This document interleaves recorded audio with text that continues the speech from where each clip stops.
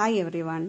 A very beautiful naming ceremony, traditional naming ceremony in Kerala.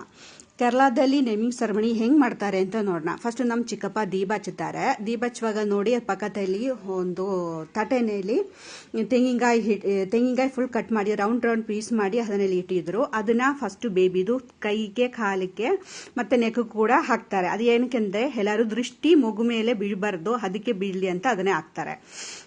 ಆಮೇಲೆ baby ತಂದೆ ಅವರು ಏನ್ ಮಾಡ್ತಾರೆ, ಬೇಬಿದು ಕಿವಿನಲ್ಲಿ ಬಿಳಿದೆಲೆ ತಗೊಂಡು 3 times ಆ ನೇಮ್ನ ಅನೌನ್ಸ್ ಮಾಡ್ತಾರೆ. ಅದಾದ್ಮೇಲೆ ಬೇಬಿ ತಾಯಿ ಕೂಡ ಸೇಮ್ ಅದೇ ತರ ಮಾಡ್ತಾರೆ. ನಮ್ಮ ಚಿಕ್ಕಪ್ಪ ಅಂದ್ರೆ ಗ್ರ್ಯಾಂಡ್ ಫಾದರ್ ಕೂಡ ಅದೇ ತರ ಸೇಮ್ ಮಾಡ್ತಾರೆ. ನನ್ನ ಚಿಕ್ಕಮ್ಮ ಕೂಡ ಅದೇ ತರ ಮಾಡ್ತಾರೆ. ಅದಾದ್ಮೇಲೆ ಏನ್ ಮಾಡ್ತಾರೆ, ಯಾರು ರಿಲೇಟಿವ್ಸ್ ಎಲ್ಲ ಬಂದಿರ್ತಾರೋ ಅವರೆಲ್ಲ ಬೇಬಿಗೆ ಏನೇನು ಕೊಡಬೇಕು ಅದೆಲ್ಲ ಕೊಡ್ತಾರೆ. ನಮ್ಮಲ್ಲೆಲ್ಲ ಆಲ್ಮೋಸ್ಟ್ ಎಲ್ಲ ಗೋಲ್ಡೇ ಕೊಡೋದು.